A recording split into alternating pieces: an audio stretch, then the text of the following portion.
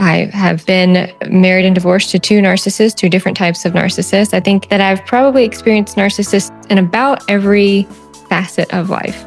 I noticed that he was a different person in public versus private. Tell them what you will and won't do. Tell them what your expectations are. Tell them what the limits are. Here's my boundary. Here's how I expect to be treated. When you tell a narcissist something like that, you are literally giving them the keys to abuse you. I survived this. I have lived through things other people don't even know exist, and I'm still here, and I'm still searching, and I'm still trying to heal.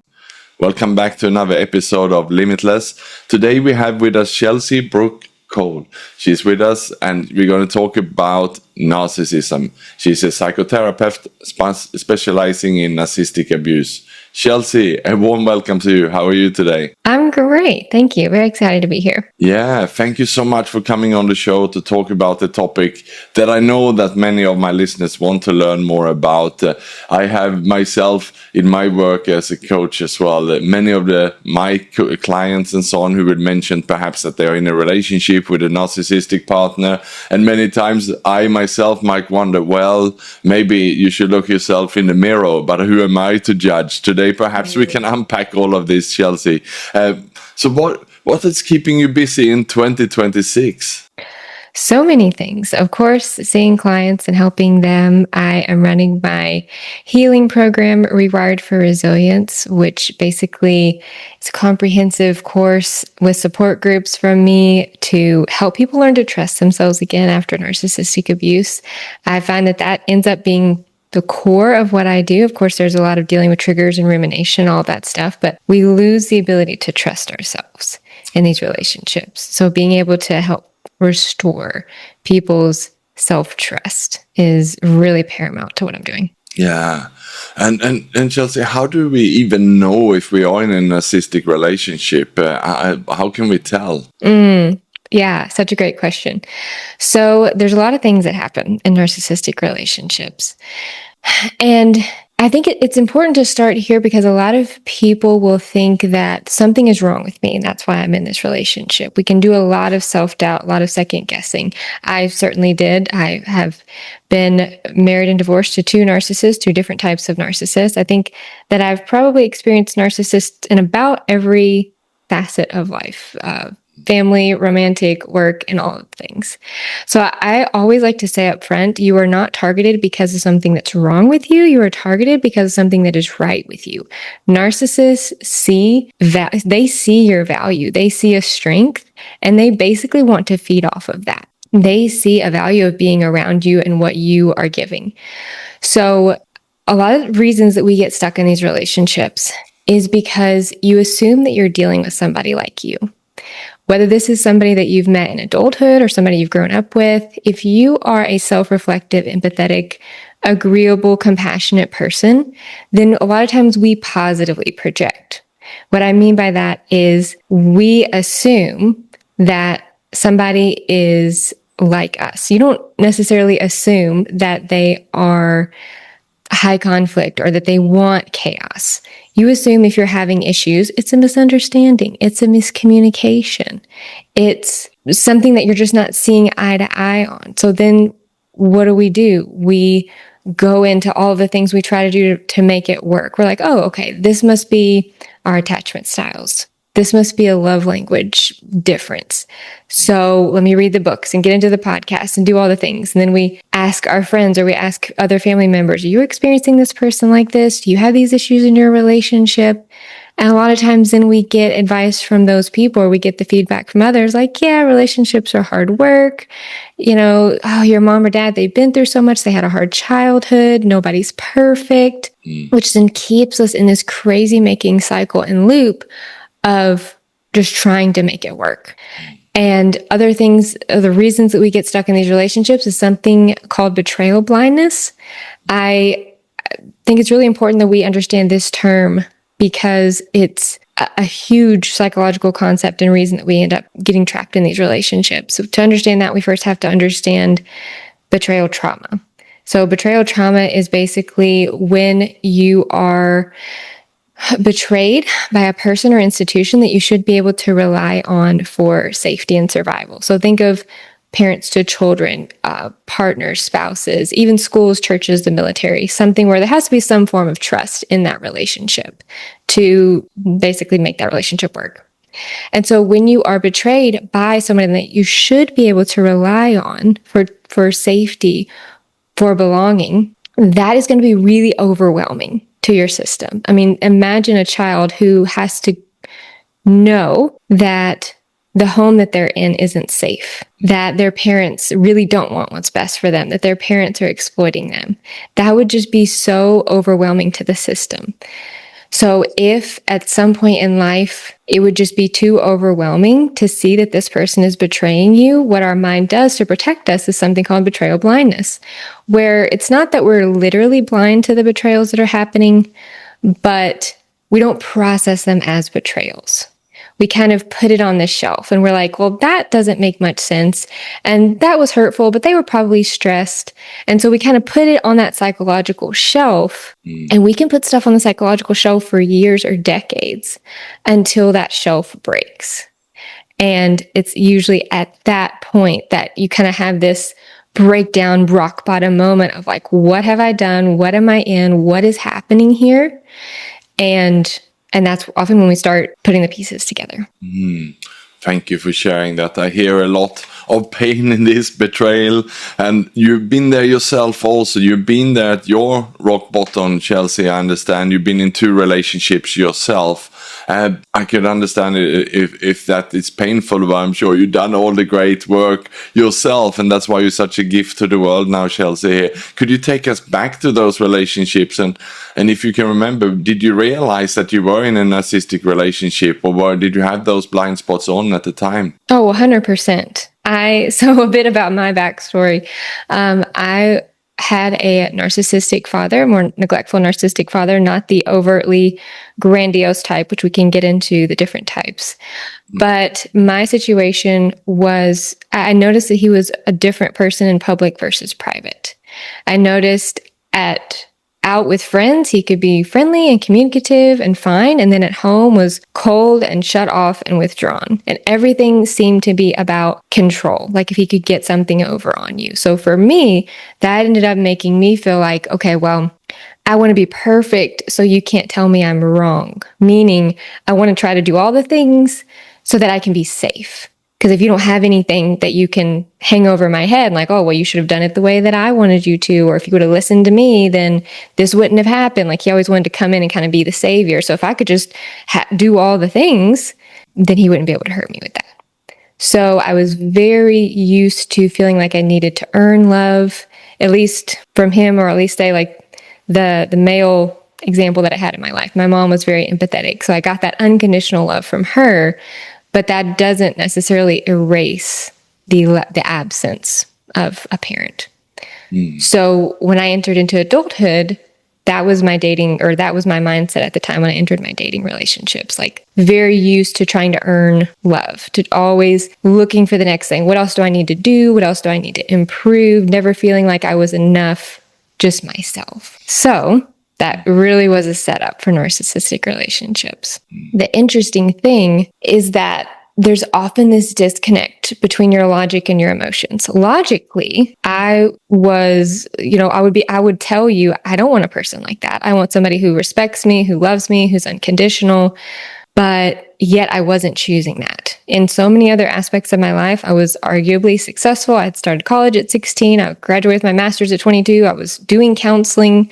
I was a counselor throughout these relationships. But that kind of nervous system that is wired to feel not enough, I mean, that is exactly what it feels like in a narcissistic relationship. So that's what I was very familiar with. And that led me into not one, but 2 narcissistic relationships. Yeah, and the first one was definitely not your choice. Then we cannot choose our parents. And if any of the listeners are here today, and let's say that they are thinking through themselves and their journey, and realizing that perhaps one of their parents, as they grew up, were a narcissist, is there anything they can do today to do some work on themselves, or should they confront the parents if they are still alive now, or what can they do? Well, the typical advice is not to confront a narcissist because that's not going to go well. And I think, well, we can get into what a narcissist is. I think it's important that we understand how fundamentally different they are. But I definitely had to do a lot of healing work myself to get to the point that I am. I had to recognize why I kept finding myself in those relationships. So in your healing journey, there's definitely a lot of self-reflection that needs to be done. I think the two biggest questions that we can ask ourselves is, what did I feel like I needed to do to be safe and loved growing up? So basically, how did I feel like I needed to show up to feel good enough or to feel like that I had a sense of belonging? And then when did I feel most seen or valued?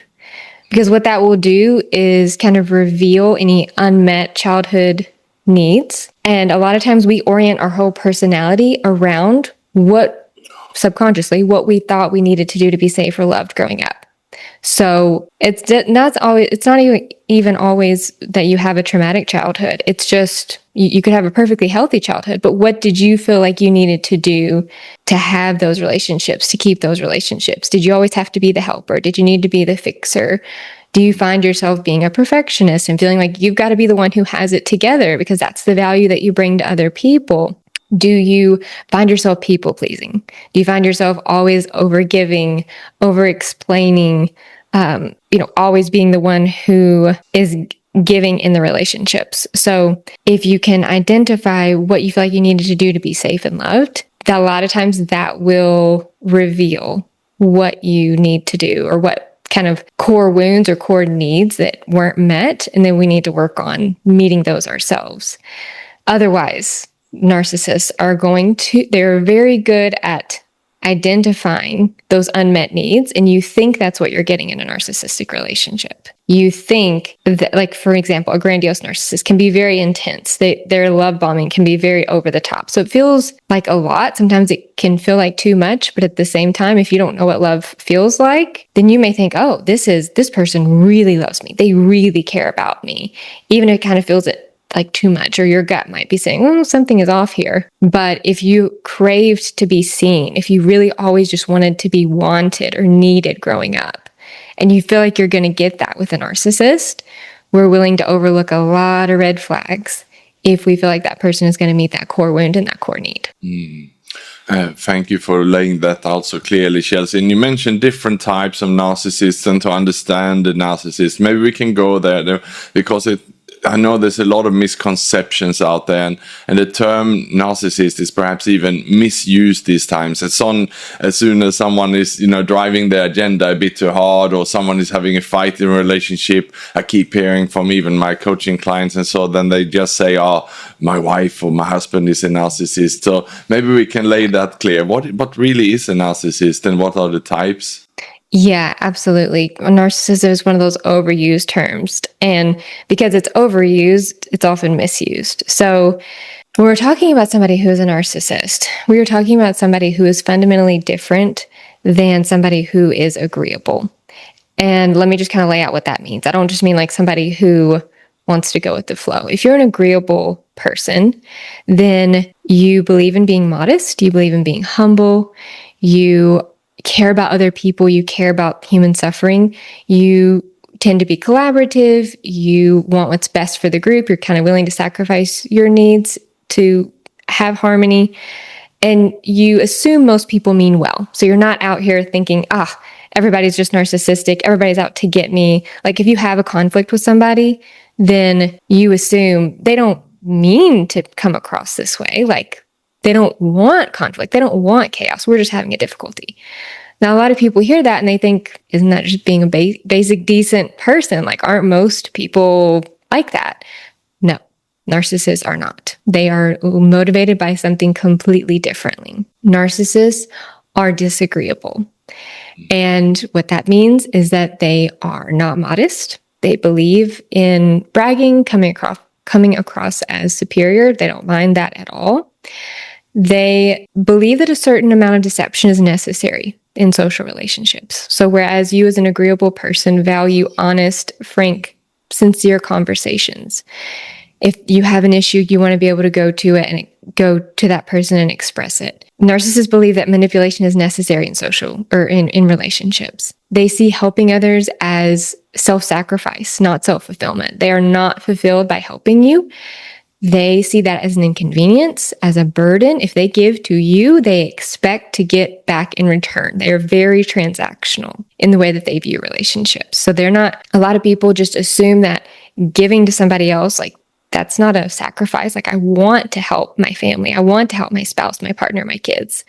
Narcissists are not like that. It doesn't matter who you are to them. They see helping you as something that they're giving you, and you now owe them because of that. They are not greatly moved by human suffering. They believe that most people are selfish and devious and potentially dangerous. So they see the world from that perspective. So when we're talking about a narcissist, we are talking about somebody who is fundamentally seeing the world very differently than you do. They do not want the same things that you do. They're not motivated by the same things that you are. So that's the first thing that we have to wrap our mind around. That sounds like almost overwhelming, Chelsey. So what should we do then if we find ourselves there? Should we put boundaries around ourselves, or should we try to get out from this? Research shows no contact is best if possible. Obviously, that makes sense. If you don't have to deal with a high conflict antagonistic person, that's best.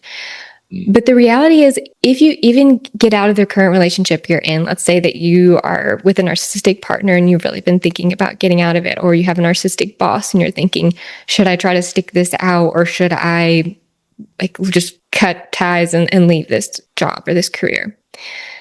Of course, you have to weigh everything out. Like, what would that do? What would be the pros and cons? But even if you get out of that relationship or that situation, it's likely that you'll deal with some other type of narcissist. So it's really important that you understand how they function and how they work and how to deal with them, because I don't know anybody who's not going to come across a narcissist at some point, whether you recognize it or not. Boundaries are important, but oftentimes the kinds of boundaries that we hear don't work. So I talk about and teach about boundaries in a completely different way than most people, because a lot of times we're taught that boundaries are about outcomes. Like, tell them what you will and won't do. Tell them what your expectations are. Tell them what the limits are. I'm not going to respond to text after 8 p.m. Here's my boundary. Here's how I expect to be treated. When you tell a narcissist something like that, you are literally giving them the keys to abuse you, because they don't care about your boundaries. They don't care about what you want. They don't care about what you need. I know for a lot of people that is very disheartening and discouraging to hear, which is why it's important you understand what kind of person you're dealing with.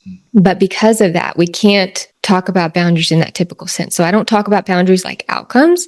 Boundaries to me are about intentions and authenticity.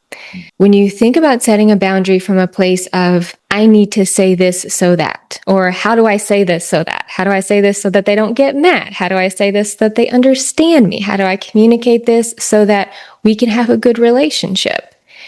You're already starting from a very disempowered place, because your goal is something you can't control. When you have to, anytime you're dealing with somebody else outside of yourself, you can't control that. That's out of your control. So no wonder people get really discouraged and think, well, boundaries just don't work for me, because I tell the person what I want and what I need and they don't care, or it makes it worse. So it's not, how can I say this so that? It's, how do I want to show up in this conversation? How can I express myself and not betray myself? How do I want to look back and see that I behaved in this conversation? What values are important to me? So it's moving and existing in the world as if you matter too. That to me is the essence of a boundary. If you think about somebody who has healthy boundaries, they don't over-explain. They don't come from a place of, oh, I'm sorry, I need this. I'm sorry, I have to ask this way, but can you please do it this way? They assume and they act from a place of, I'm a human being. My needs are just as valid. I'm going to respect yours, but I also expect you to respect mine. That is always going to, that's like a challenge to a narcissist, because basically, if you live that way, you're saying nobody's better than anybody else. And that confronts a narcissist entitlement, and they think, of course, they're better than everybody else. Of course, their needs should take precedence. So seeing boundaries in this way of how can I live intentionally? How can I be authentic in this situation, in this relationship is essential. That is the only way to set boundaries with narcissists. And let's just take this example that Chelsey, that you are in the workplace and you have a boss who is more superior than you. Let's think of the old structure where, you have a hierarchy. I know these hierarchies are disappearing, but where I'm calling from today in Asia, they still exist. You might have a CEO and someone is reporting in to the CEO. And let's imagine that this CEO then is a narcissist and the hierarchy is in place to fuel this person. And I have many of my coaching clients, for example, in these kind of situations, they say, I'm on my way to attend a party on a Saturday night with my wife. It's been planned and it's in the calendar for months. As I'm on my way in a taxi there, my boss just sent me a message, be in this meeting in 30 minutes from now. And that's a hopeless situation then, because if they fire back to the boss, then it starts all sort of issues, and that's going to drag on maybe for a week after they will hear about it. You're not there, and then you be in that party, be feeling guilty that you didn't show up for your boss and so on. And if these things are happening, then clearly the boundaries would be the natural way to put them up and say, hey, I'm on my way to a party here, but the other person wouldn't care. So how would you navigate such a thing then for self-respect and so on? Would you not communicate the boundaries and just attend a meeting, or how would you deal with recommending someone in this situation, Chelsey? Yeah, that's a great question, and a very applicable one. I'm sure that people find themselves in these situations all the time. So especially when we're thinking about a narcissist at work, we want to have like an overall arching plan. You want to be documenting everything, first of all, in any job or career you really do. But particularly if you have a narcissistic boss, what I mean by that is you want to get all the expectations, the rules, the obligations, or the duties of your role in writing consistently because of specific situations like this. Because if it ever comes to a point where you have to defend yourself to HR, or you have to find a new job, or you get fired and you want to be able to explain, well, this is why either I had to quit, or this is, I was still doing my job even though I got fired. You want to be making sure that you're getting all of those things in writing. And if you ever have a verbal discussion or agreement with a narcissistic boss or anybody in person, you always want to be following that up in writing. Like, hey, we just wanted to confirm what we just discussed.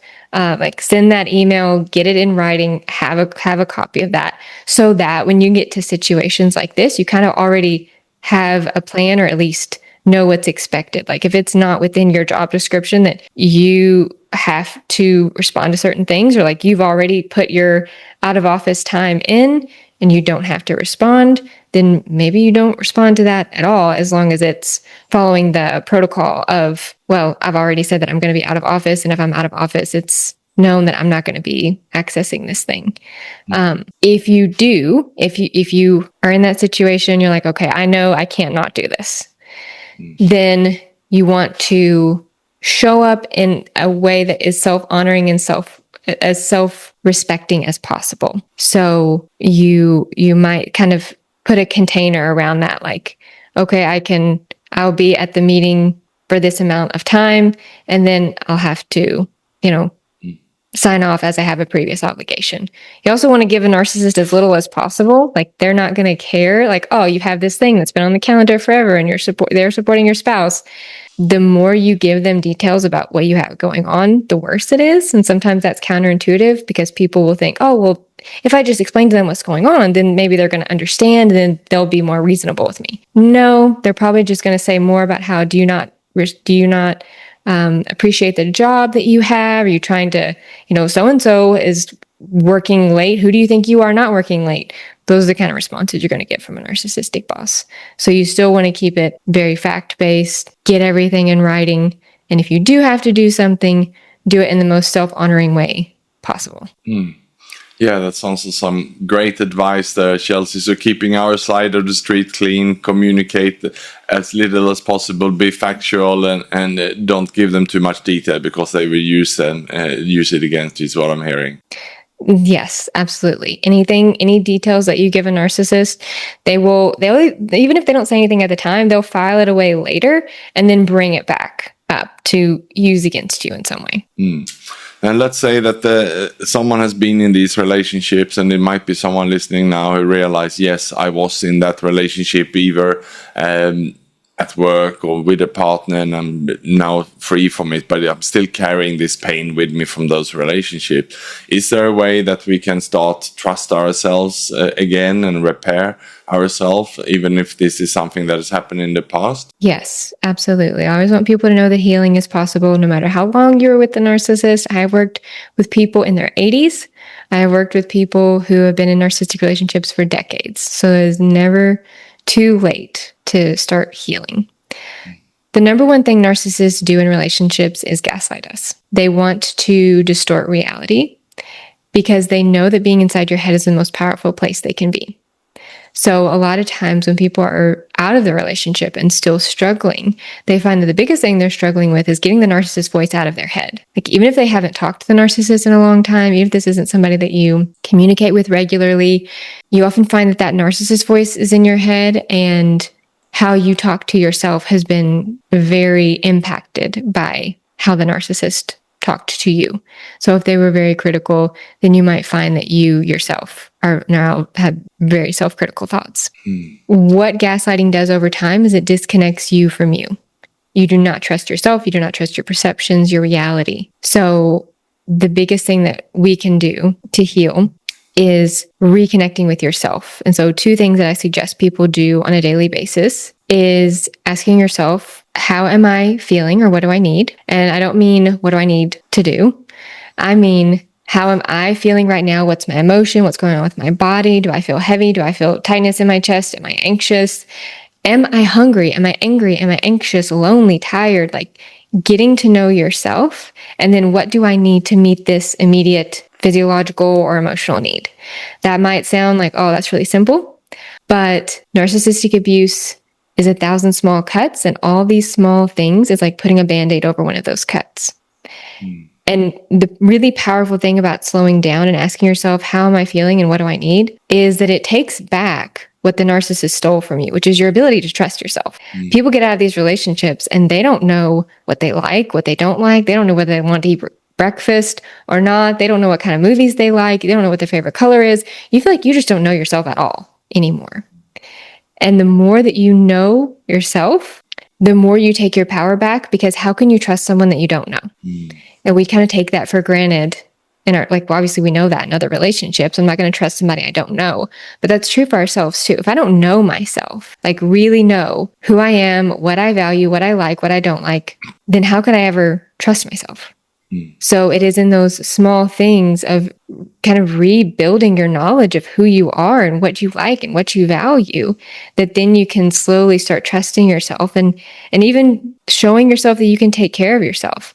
Like I met that need of mine. I was hungry, so I met that need. I started making good choices for myself. I started taking care of my body.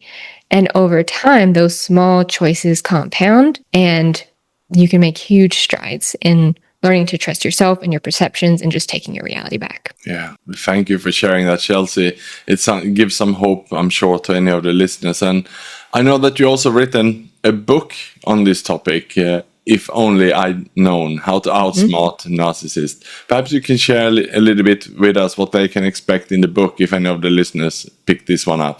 Sure. So this book has been decades in the making. It's something that I've been working with clients for over a decade at this point, specializing in narcissistic abuse.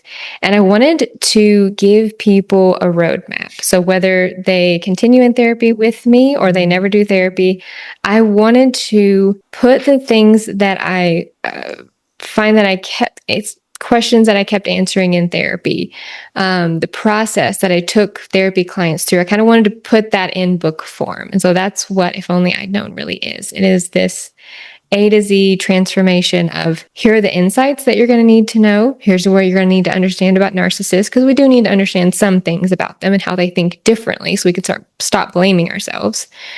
But a lot of books stop there. It's just like, well, here's about narcissists and then what? And I didn't want to leave people there, because I found that after doing this so long, there tends to be a process. You need to know what it is, make sense of it. Then you need to know what to do about it.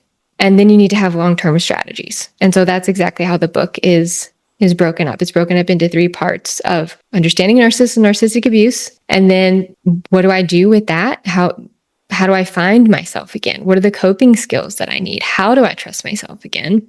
And then that last part is, how do I experience post-traumatic growth? How do I not just survive this relationship and find myself, but actually create a life I love, create a meaningful life, feel like I have an authentic sense of self, and trust myself in the long term so that I don't end up in this kind of relationship again, or I maintain my sense of self even if I'm still in this relationship.